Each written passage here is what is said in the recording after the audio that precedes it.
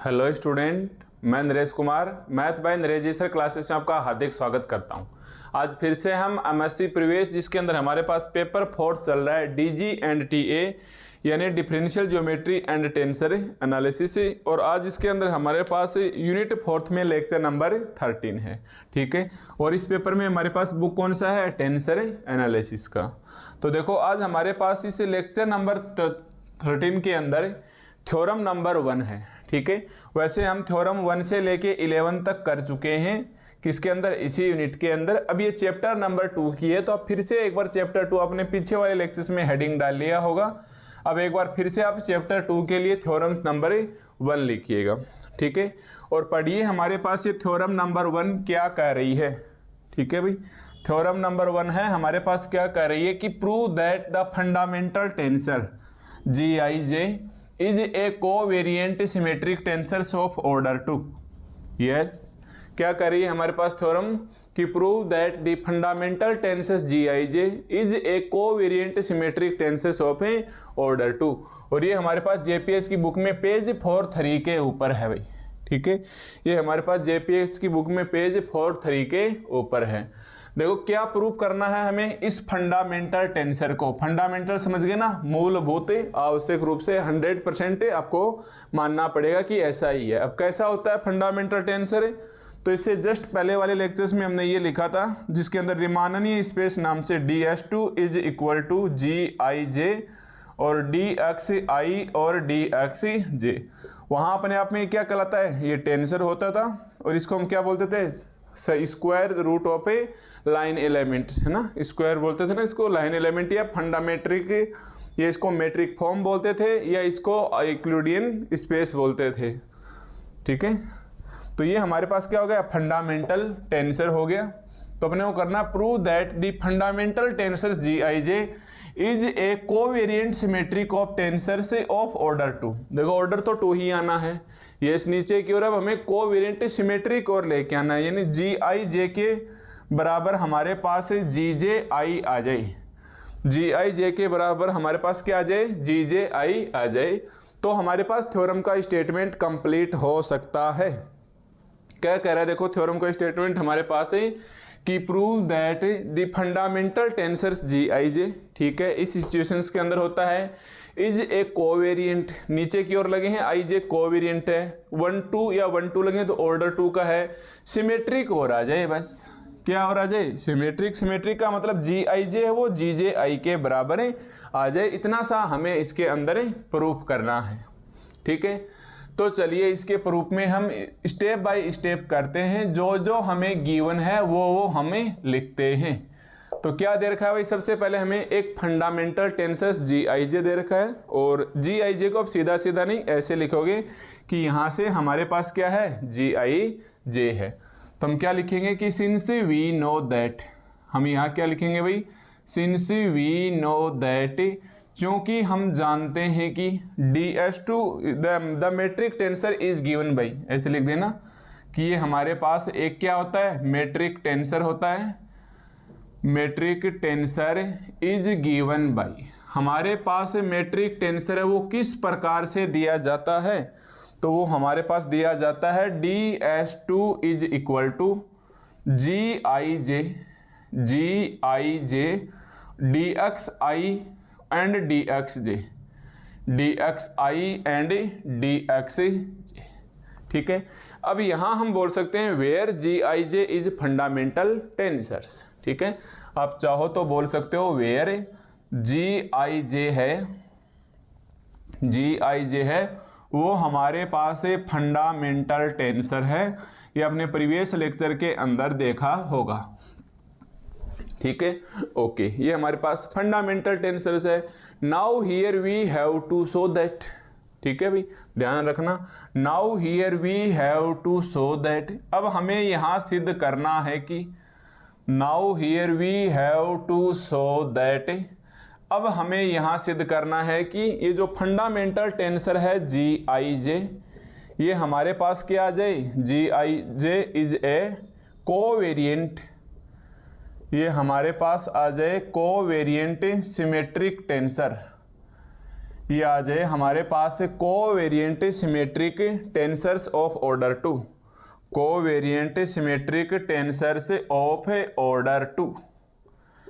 ये हमारे पास GIJ क्या आ जाए, covariant symmetric tensors of order 2, अर्थात हमें मोटा मोटा सिद्ध जो करना है वो प्रूफ करना है कि GIJ है वो GJI के बराबर है, जो GIJ है वो GJI के बराबर है।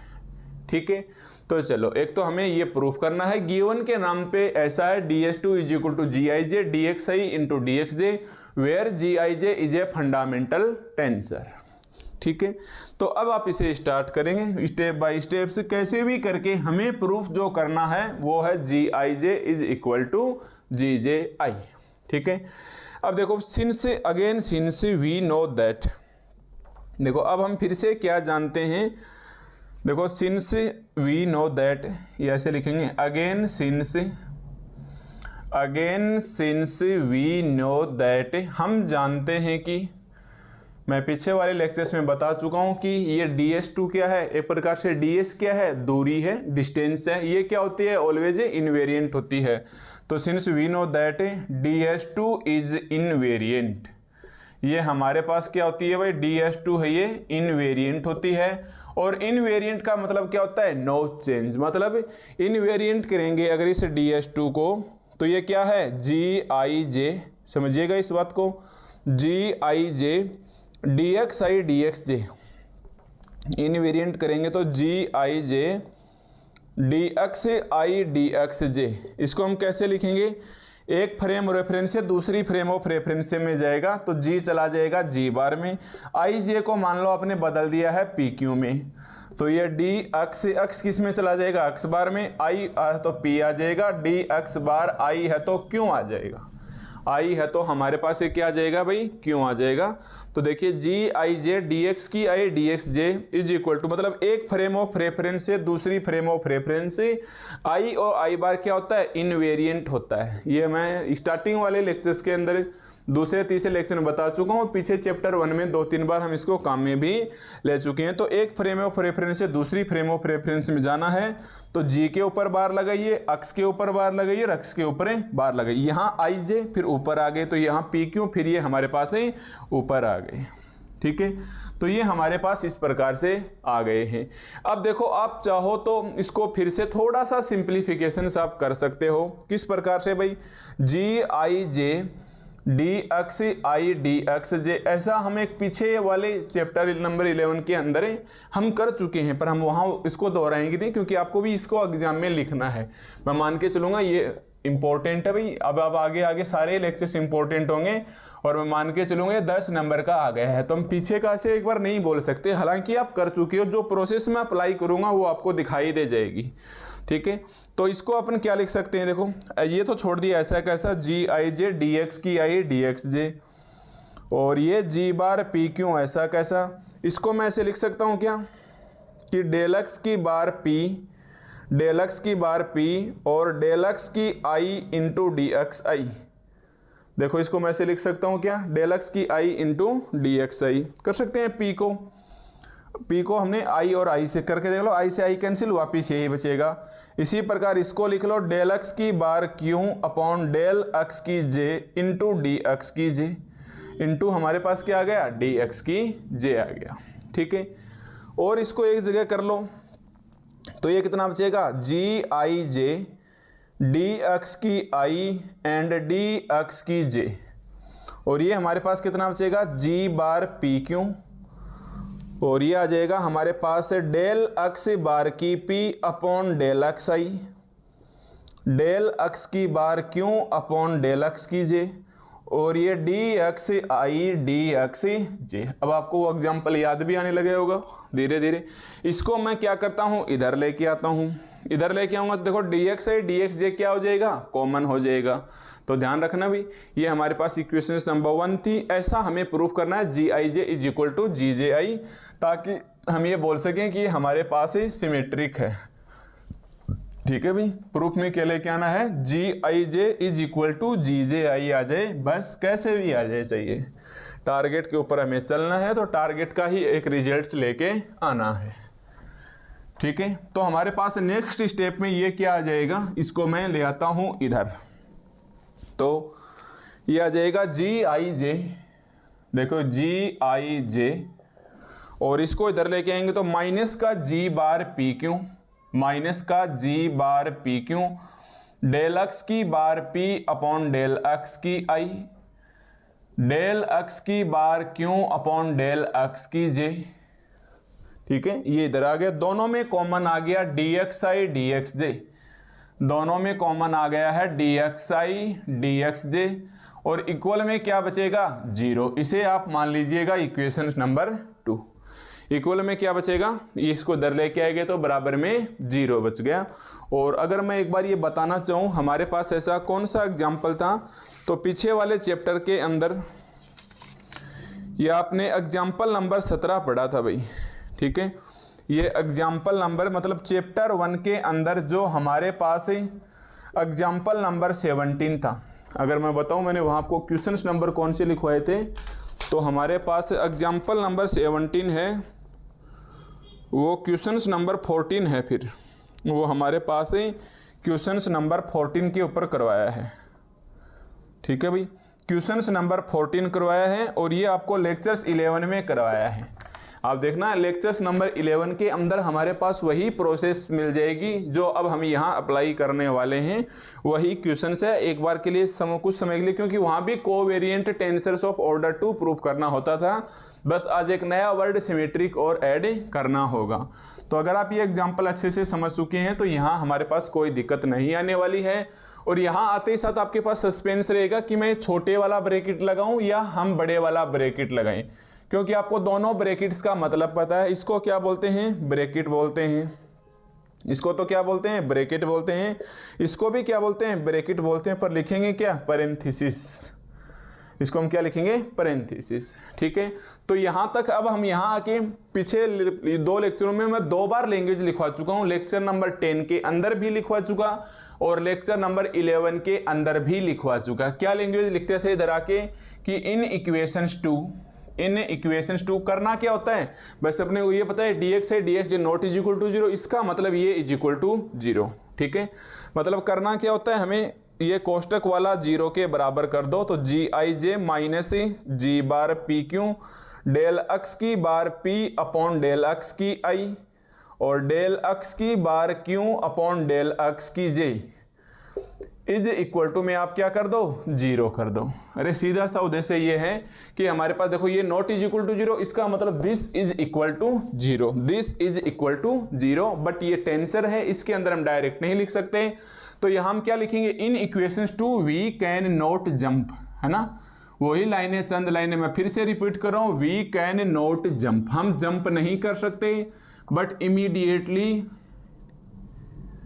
बट हमने इमीडिएटली एक निष्कर्ष निकाला। मीनिंग सही लिख लेना भाई, IMMEDIATLY, बट हमने इमीडिएटली एक निष्कर्ष निकाला। देख लेना आप, इमीडिएटली द कंक्लूजन, हमने एक निष्कर्ष निकाला। क्या निष्कर्ष निकाला, immediately the conclusion that the quantity inside, that the quantity inside, कौन सी क्वांटिटी इनसाइड, मतलब ये आपको यहाँ लगाना नहीं है, हालांकि लिखना ऐसे चाहिए, क्वांटिटी इनसाइड द, इसको क्या बोलते हैं, छोटे वाले ब्रैकेट को पैरेंथेसिस, मतलब पहले पेरेंट की मीनिंग आएगी, फिर HES और लगा देना, पैरेंथेसिस PARENTHESES, पैरेंथेसिस वेनिस हो जाता है, वेनिस का मतलब एकाएक गायब, सडनली पलक झपकते ही गायब है।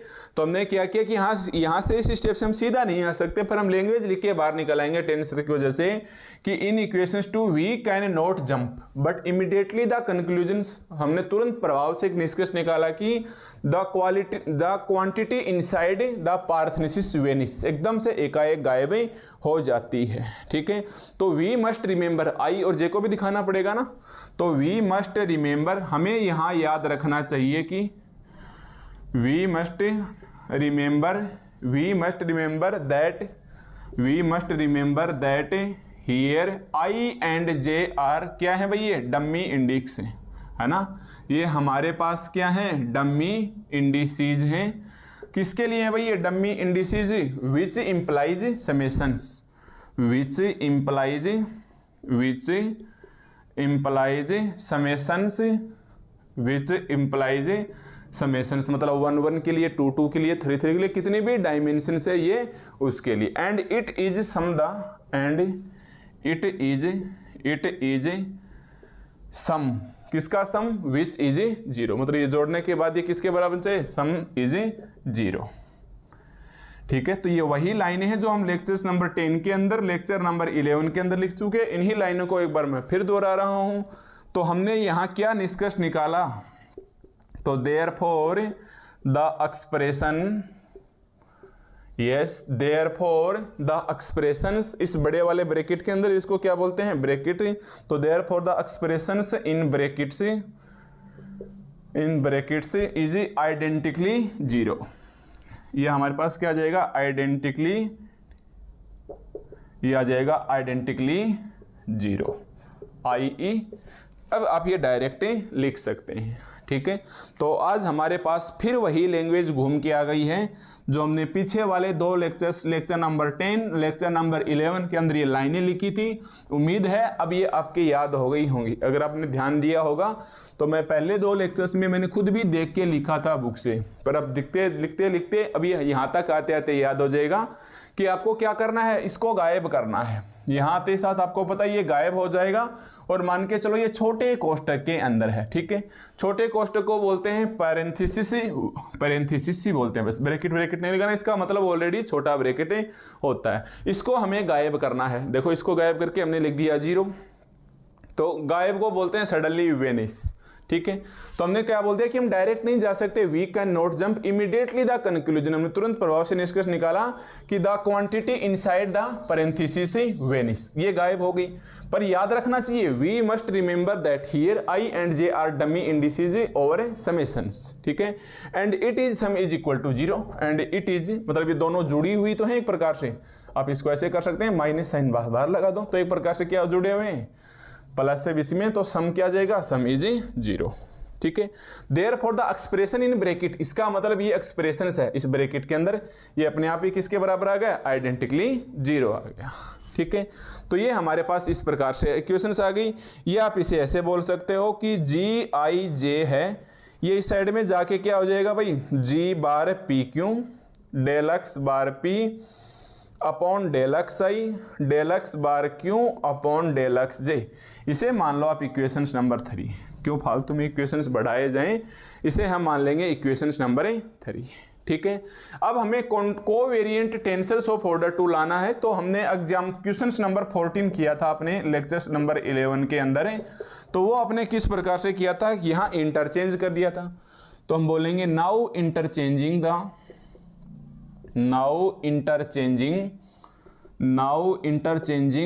डमी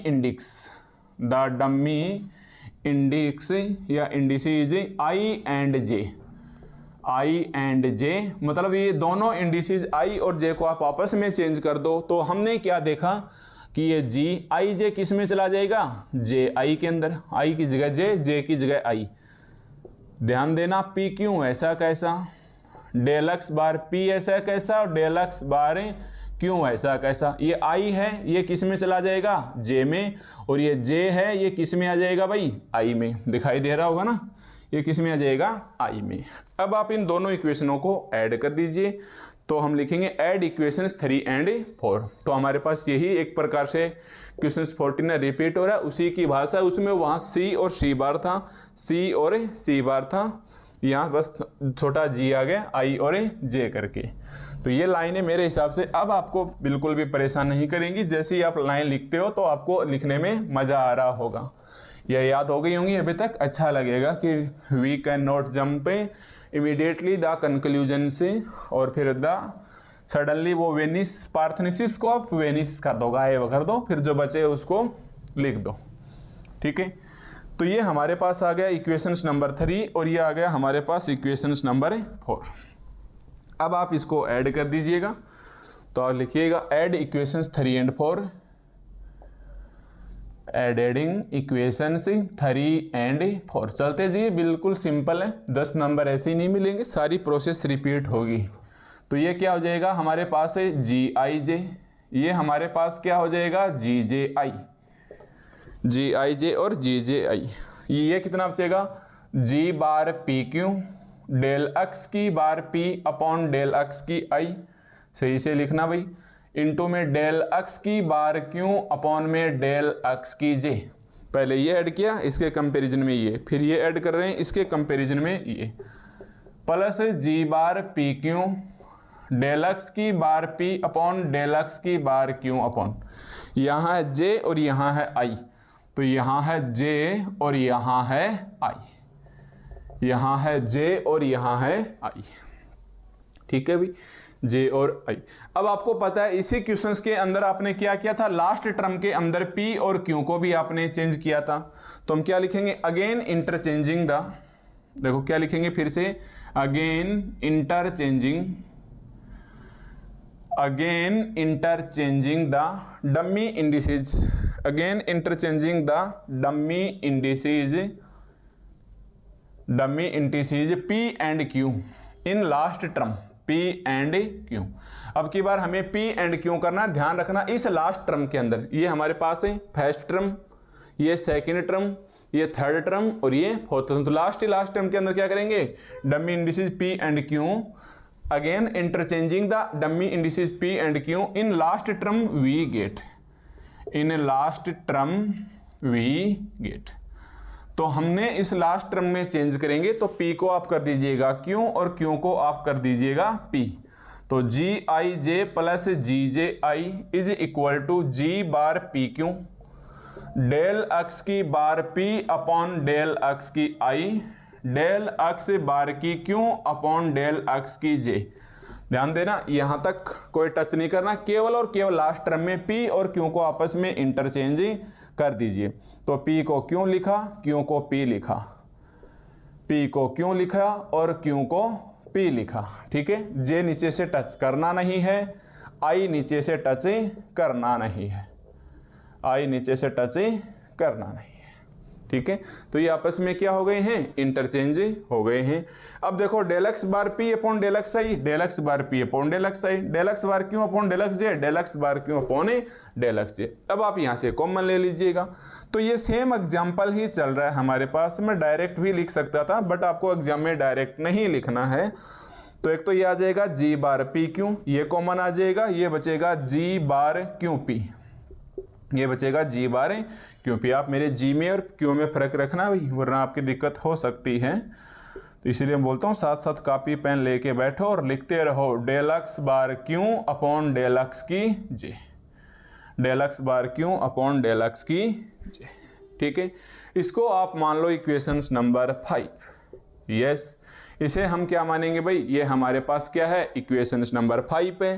तो ये इक्वेशंस 3 और 4 से निकल के आ गई, और इसको क्या बोलते हैं, GIJ प्लस GJI। अब हम बोल सकते हैं यहाँ से दैट इम्प्लाइज GIJ और GJI, ये हमारे पास क्या है, is a covariant tensors of a order 2, is a covariant tensors of a order 2। Yes, यही हमारे पास लेक्चर्स 11 के क्वेश्चंस नंबर 14 में था। तो वहाँ हमारे पास C और C बार चल रहे थे, यहाँ G और G बार आ गए थे। ठीक है भाई, यहाँ हमारे पास G और G बार, वहाँ CIJ CJI, C बार PQ, C बार QP, कुछ ऐसा चल रहा था। यहाँ हमारे पास GIJ plus GJI covariant tensors of order 2, यही अपने को प्रूफ करना है। पर ध्यान दीजिए, ये कह रहा है कि सिमेट्रिक और लेके आना है, हमें क्या करवाना है, सिमेट्रिक लेके आना है। तो now here we have to show that, देखो नाउ ध्यान से देखना, GIJ plus GJI is a covariant tensors of a order 2। ही also here we have to show that, या here we have to, now here we have to show that. देखो इतना तो लेके आ गई, अब हमें इसको सिमेट्रिक दिखाना है, अब हमें इसको क्या करना है, सिमेट्रिक दिखाना है। Now here we have to show that, now here we have to show that, ध्यान से देखिएगा इस चीज को, now here we have to show that G I J is covariant symmetric tensor, covariant symmetric tensor, covariant symmetric tensors of order 2। एक तो ये समझिए कि अगर जी आई जे और जी जे आई बराबर हो जाए, सिमेट्रिक का मतलब क्या है, अगर जी आई जे है आप उसको जी जे आई लिखिए, जानते हो ना भाई सिमेट्रिक का मतलब। अरे चाहे कॉन्ट्रा वेरिएंट हो, जैसे ऐसे कर लो, हमने ऐसे सीखा था कि अगर एक कोई सिमेट्रिक मैट्रिक्स है तो सिमेट्रिक टेंसर है तो जी जे आई हो जाएगा। एंटी सिमेट्रिक होता है तो क्या होता है, माइनस साइन लग के आ जाता है। और बहुत जरूरी नहीं है कि उसको बोले सिमेट्रिक ही है, आपको ऐसे भी लगा के दे सकता है। अगर ऐसे लगा के दे दिया आई और जे, छोटा ब्रैकेट यानी पैरेंथेसिस दे दिया तो ये अपने आप में सिमेट्रिक है, और ये वाला ब्रैकेट लगा दिया तो ये अपने आप में एंटी सिमेट्रिक है। ऐसा हम प्रीवियस चैप्टर में पढ़ चुके हैं, लेक्चर 7-8 उठा के देखेंगे तब हमें पता चलेगा कि हाँ सिमेट्रिक और एंटी सिमेट्रिक या स्क्यू सिमेट्रिक टेंसर जैसे वर्ड हमें सीख चुके हैं। पर हमारे पास यहाँ कैसा वर्ड आ रहा है, सिमेट्रिक आ रहा है। सिमेट्रिक आएगा तो जी आई जे और जी जे आई बराबर होंगे कि नहीं होंगे, तो देखो जी आई जे के बराबर जी जे आई करो तो या तो ये 2 जी आई जे हो जाएंगे या ये 2 जे जी आई हो जाएंगे। अरे इस जी आई जे की जगह जी जे आई रखो तो जी जे आई रखते या तो ये दो जुड़ जाएंगे, ये इसके बराबर या इसके बराबर ये रखो, ये 2 चीजें आ जाएंगे। तो मतलब कुल मिला के हमें प्रूफ क्या करना है, यहाँ तक आते आते ये कोवेरिएंट टेंसर्स तो प्रूफ हो गया है। बस अब हमें प्रूफ करना है कि कैसे भी करके here we have to show that G I J is covariant symmetric tensors of a order 2, अर्थात हमारे पास ये आ जाए, अर्थात हमारे पास ही ये आ जाए। ठीक है, अब हमें जी आई जे और जी जे आई को बराबर लेके आना है, फिर हम दिखा देंगे कि देखो ये तो कोवेरिएंट टेंसर ऑफ ऑर्डर 2 था, ये सिमेट्रिक था, दोनों को मिलाया और आंसर से बन गया। ठीक है, तो आप इस इक्वेशंस नंबर 5 तक इसे ध्यान में रखिएगा। यहाँ तक ये हमारे पास क्वेश्चन से वही था, पहले वाले लेक्चर 11 में जो क्वेश्चन 14 करवाया था वही था। तो ये हमारे पास कोवेरिएंट टेंसर्स ऑफ ऑर्डर 2 में आ गया है। ठीक है, तो मैं एक बार इस इक्वेशंस 5 को यहां लिख लेता हूं कि जी आई जे प्लस जी जे आई, जी आई जे प्लस जी जे आई, जी बार पी क्यू प्लस जी बार क्यू पी, जी बार क्यू पी इंटू डेलक्स बार पी, हालांकि प्रूफ हो गया फिर भी अपने एक बार इसको लिख लेते हैं, डेलक्स बार आई डेलक्स बार क्यू अपॉन डेल एक्स की जे। ठीक है, इसकी हमें खास जरूरत नहीं है, हम यहाँ बता चुके हैं कि ये जी आई जे प्लस जी जे आई एक कोवेरिएंट टेंसर्स ऑफ ऑर्डर 2 का है। ठीक है, फिर भी हम इसे एक बार लिख लेते हैं इधर, ताकि एक बार वापस दिखाने की जरूरत पड़े तो कोई दिक्कत नहीं। अब कैसे भी करके आपको प्रूफ करना है ये जी आई जे है ये जी जे आई के बराबर आ जाए। ठीक है भाई, ये जी आई जे है ये जी जे आई के बराबर आ जाए। अब देखो इसके लिए आपको थोड़ा सा एक्स्ट्रा एक स्टेप्स काम में लेनी पड़ेगी, तो हालांकि कोई दिक्कत नहीं है, बट मैं स्टार लगा देता हूं ताकि यहाँ आके क्वेश्चन से कन्वर्ट हो रहा है। याद रखना, रटना कुछ नहीं है, यहाँ से आके क्वेश्चन हल्का सा चेंज ही हो रहा है। जैसे आपने देखा होगा सिमेट्रिक मैट्रिक्स ए को आप कैसे लिख सकते थे, ए प्लस ए की पावर टी प्लस ए माइनस ए की पावर टी, सॉरी ए और ए माइनस ए की बार टी, आप ऐसे लिखते थे ना, हाफ इसका लगा दो हाफ इसका लगा दो, ये वापस मैट्रिक्स ए के बराबर आ जाएगा। करके देख लो, चाहिए 1/2 जुड़ के पूरा ए हो जाएगा, ए की टी से ए की टी कैंसिल हो जाएंगी। अगर आपको ए की पावर टी चाहिए होता था तब आप यहाँ बीच में माइनस कर देते, ए प्लस ए की पावर टी और यहाँ माइनस कर दो ए माइनस ए की पावर टी। अब की बार करके देख लो, ए की बार टी बच जाएगा। तो हम यहाँ क्या लिखेंगे कि स्टार लगा दिया, मतलब क्वेश्चन थोड़ा सा कन्वर्ट हो रहा है। Now here we see that, now here we see that. अब हम यहाँ देखते हैं कि, ठीक है, अब हम यहाँ देखते हैं कि मेरे को चाहिए जी आई जे, अपने को क्या चाहिए भाई, सीधी सी बात है जी आई जे। क्यों चाहिए हमें, जी आई जे को सिमेट्रिक दिखाना है। तो क्या मैं जी आई जे मतलब ए की जगह हमें क्या चाहिए, जी आई जे, तो क्या मैं जी आई जे को ऐसे लिख सकता हूं 1/2 जी आई जे प्लस ए की पावर टी, मतलब सिमेट्रिक है तो जे को आई कर दो, आई को जे कर दो, प्लस 1/2 प्लस 1/2 जी आई जे माइनस जी जे आई माइनस जी जे आई। अरे ए की जगह ये रख दिया जी आई जे, तो सिमेट्रिक आपको पता है उल्टा कर दो, आई को जे कर दो, जे को आई कर दो, तो हमारे पास ये बन जाएगा। और जे आई चाहता तो ये हम माइनस कर देते, बट हमें जी आई जे को ही क्या दिखाना है, सिमेट्रिक टेंसर दिखाना है। और इसे चाहो तो आप सोल्व करके देख लो, हाफ जी और हाफ जी वापिस मिलकर कंप्लीट हो जाएंगे, ये प्लस का ये माइनस का कैंसिल हो जाएगा। अब हमें क्या करना है, देखो ध्यान से देखिएगा, अब हमें क्या करना, क्या सिमेट्रिक प्रूफ करना है। जो स्टार्टिंग में इक्वेशंस नंबर 1 थी वो ऐसी थी कि जी आई जे डी एक्स की आई और डी एक्स की जे। देखो इक्वेशंस नंबर 1 हमारे पास ऐसे थी, तो मैं दोनों साइड में इसके d x I D x j से मल्टीप्लाई कर लूँ, क्योंकि जी आई जे को अकेला नहीं छोड़ेंगे। तो अगर मैं बहुत साइड लिखना कुछ नहीं है कि बहुत साइड मल्टीप्लाई करने पर डायरेक्ट यहाँ लिख के दिखा देना कि ये देखिए डी एक्स आई और ये देखिए डी एक्स जे, तो इसे भी मल्टीप्लाई करो, तो ये कितना आ जाएगा 1/2 जी आई जे प्लस जी जे आई। इसको भी हमने मल्टीप्लाई किया डी एक्स आई और डी एक्स जे से। इसी प्रकार इसी स्टेप्स को कर दो 1/2 g I j minus g J i D x की आई और डी एक्स की जे माइनस डी एक्स की आई और डी एक्स की जे। बताओ यहाँ तक कोई दिक्कत है तो हमने दोनों साइड से d x I D x j किया, तो इधर भी d x I D x j लगाया और इधर भी हमने d x I D x j लगाया। इसे मैं मान लेता हूँ कि ये हमारे पास इक्वेशंस नंबर 6 है, ठीक है। अब यहाँ आने के बाद आप फिर से एक तो ये निकाल दिया जी आई जे, अब अपने को निकालना ये चाहिए जी जे आई। जी जे आई को कैसे लिखोगे, जी आई जे प्लस जी जे आई, उसमें ये माइनस आ जाएगा। चाहो तो अगेन ऐसी प्रॉपर्टी लगा लो या इसकी डमी इंडिसेस चेंज कर दो, तो दोबारा से लगाने की जरूरत नहीं है। हम बोलेंगे नाउ इंटरचेंजिंग, ध्यान से देखो, now interchanging the dummy indices,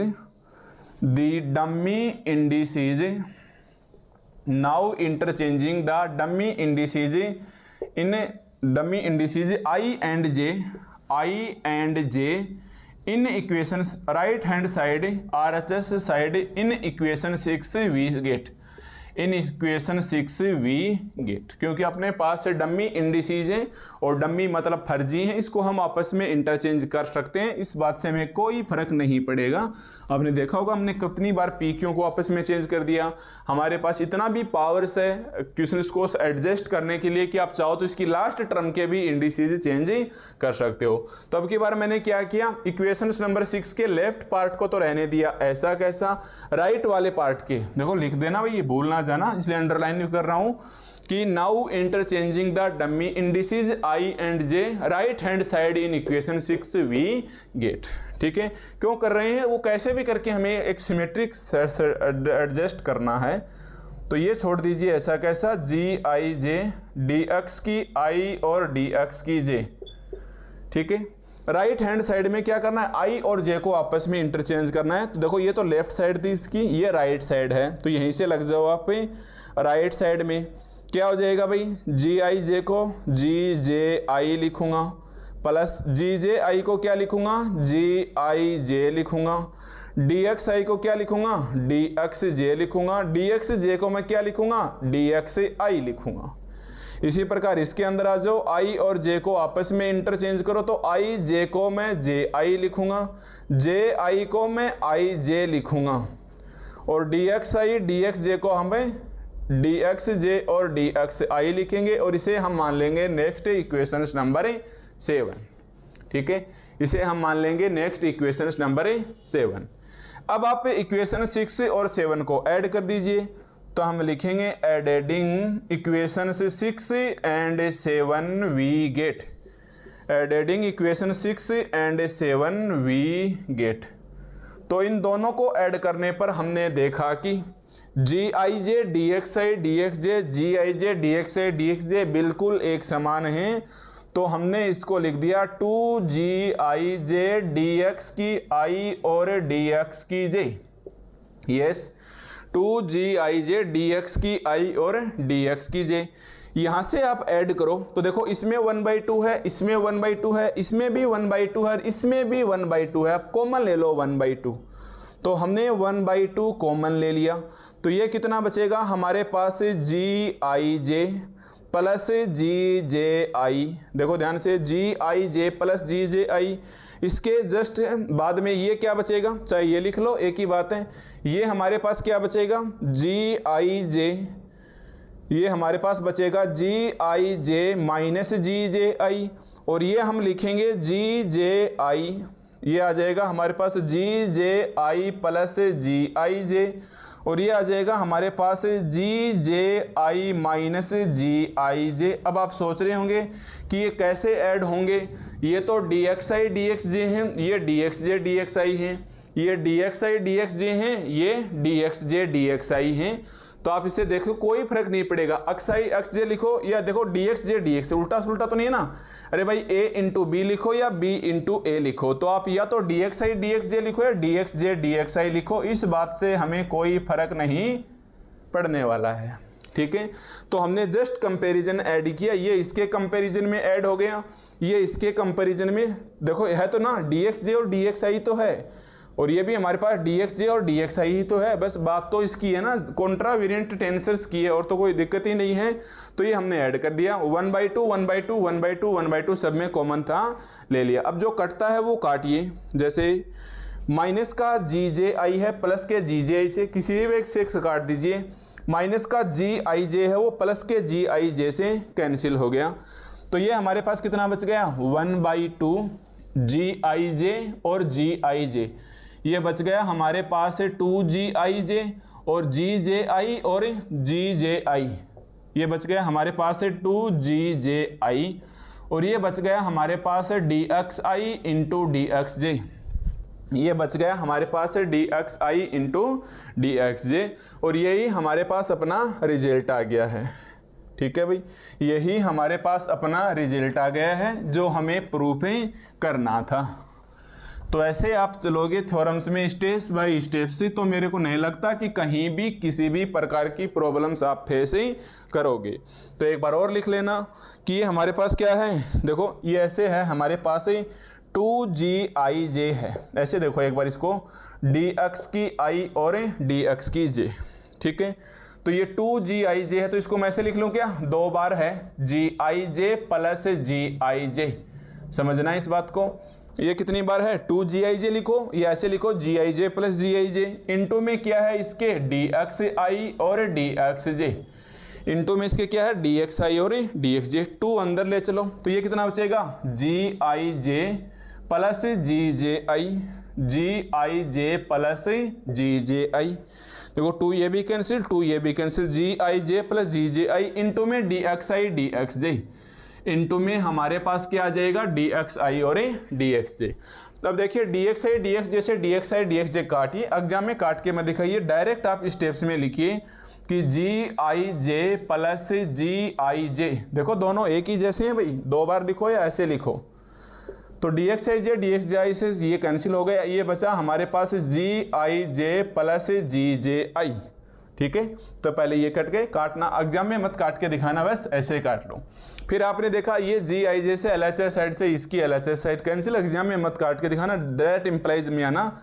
तो इधर हमारे पास क्या बचेगा gij, और इधर हमारे पास क्या बचेगा gji, इधर हमारे पास क्या बचेगा gji, और इसे आप मोल दो इक्वेशन नंबर 8, और देखिएगा हमें यही प्रूफ करना था, है ना भाई।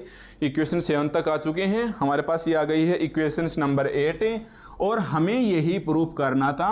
तो अतः हम कह सकते हैं कि जो gij है वो gji के बराबर आ गया, तो ये तो सिमेट्रिक बता दिया। और इक्वेशन नंबर 5 जो हमने सुबह लिख के छोड़ी थी gij प्लस gji, ये खुद क्या है कोवेरिएंट टेंसर्स है ना भाई, ये कोवेरिएंट टेंसर है। अगर आप देखोगे इक्वेशन नंबर 5 के नीचे हमने ये लाइन लिख रखी है, इक्वेशन नंबर 5 के नीचे हमने ये लाइन लिख रखी है gij plus gji is covariant tensor, is a covariant tensor से ऑफ ऑर्डर 2, ऑफ ऑर्डर 2। ठीक है, यही लाइन लिखी मिलेगी, g I j plus g J i is a covariant tensors of a order 2। तो हम लिखेंगे हेंस फ्रॉम इक्वेशंस 5। देखो इस इक्वेशंस 8 के आने के बाद आप क्या लिखोगे, हेंस फ्रॉम इक्वेशंस 5। ये नहीं लिखना भाई, ये आपका लिखा हुआ है already. Hence from equations 5 g I j plus g J i, ठीक है, g I j plus g J i is covariant tensor, is covariant tensor. ये हमारे पास क्या है भाई, कोवेरिएंट टेंसर है ऑफ ऑर्डर सेकंड का, ऑफ ऑर्डर सेकंड का, ऑफ ऑर्डर सेकंड का एंड ऑफ ऑर्डर सेकंड का एंड फ्रॉम इक्वेशंस 8। देखिए ध्यान से, and from equations 8, from equations 8 G I J is symmetric. बोल सकते हो ना, G I J is equal to, या तो बोल दो G J I and from equations 8, या ऐसे बोल दो कि जी आई जे है इज सिमेट्रिक, इज सिमेट्रिक। तो हमारे पास क्या कंक्लूजन निकला, so we conclude that, so we conclude that, हमने यहाँ एक निष्कर्ष निकाल लिया कि देखो जी आई जे जी जे आई के बराबर है, तो यहाँ आप रखिए इस जी जे आई के बराबर ये रखिए जी आई जे। यहाँ देखिए ये दोनों बराबर है तो कितने हो गए, तो ये बच गए 2 जी आई जे बोल दो, या फिर आप अकेला जी आई जे बोल दो, या फिर आप अकेला जी आई जे बोल दो। ये हमारे पास क्या हो गया, इज ए क्वेश्चन थ्योरम्स में देख के लिख दो, is a covariant symmetric, is a covariant symmetric, is a covariant symmetric tensor of a order 2, tensor of a order 2। Yes, और यही अपने को प्रूफ ही करना था। कहने का मतलब इस थ्योरम्स के अंदर जो हम सिमेट्रिक वर्ड को ऐड कर रहे हैं कि भाई कोवेरिएंट टेंसर ऑफ ऑर्डर 2 तक, तो ये हमारे पास इसी इक्वेशंस 5 तक की आ गई थी। उसके बाद हमने जितनी भी प्रोसेस की है जी आई जे को जी जे आई लाने के लिए, हमें मतलब सिमेट्रिक लाने के लिए जी आई जे को जी जे आई के बराबर लिखना पड़ा।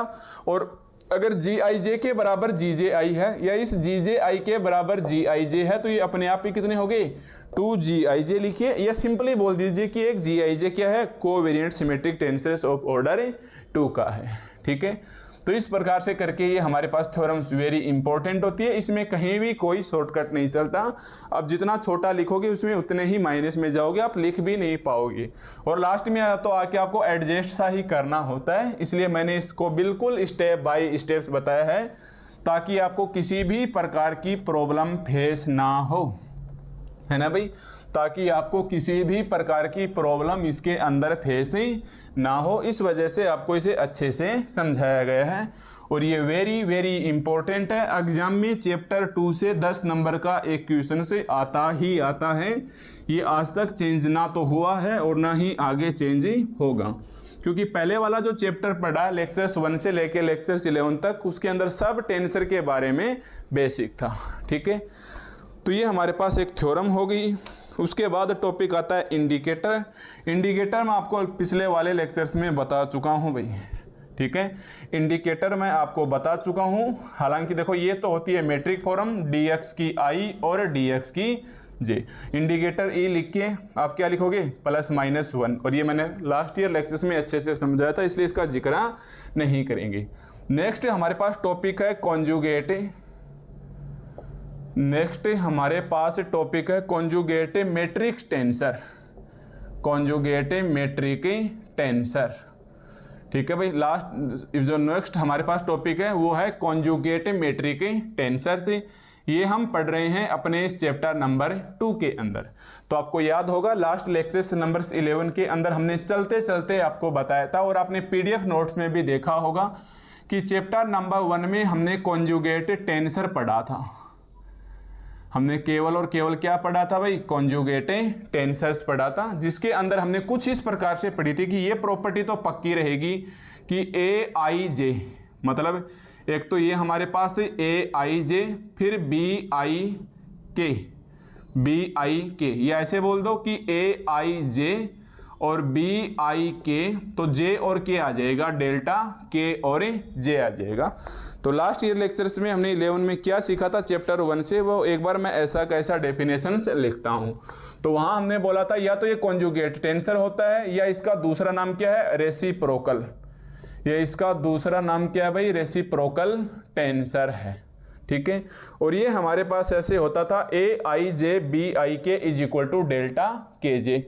एक कंडीशन तो ये अप्लाई करें और दूसरी कंडीशन ये अप्लाई करें कि ए आई जे का डिटर्मिनेट और बी आई के का डिटर्मिनेट या जे का डिटर्मिनेट दोनों का multiply not is equal to 0 हो, दोनों का नोट जो मल्टीप्लाई है वो 0 के बराबर ना हो, ठीक है।